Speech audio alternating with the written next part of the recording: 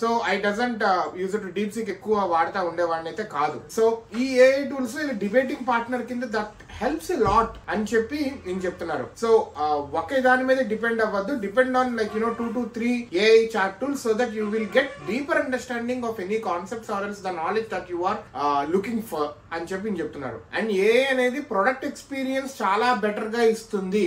Like X Twitter కి Grok అనేది ఎలా అయితే ఇస్తుందో అలా ఏఐ అనేది ఒక ప్రొడక్ట్ ఎక్స్పీరియన్స్ చాలా బెటర్ గా ఇస్తుంది. అంతేగాని ఏఐ టోటల్ గా హ్యూమన్స్ ని రీప్లేస్ చేయదు అని చెప్పి నేను చెప్తున్నారు.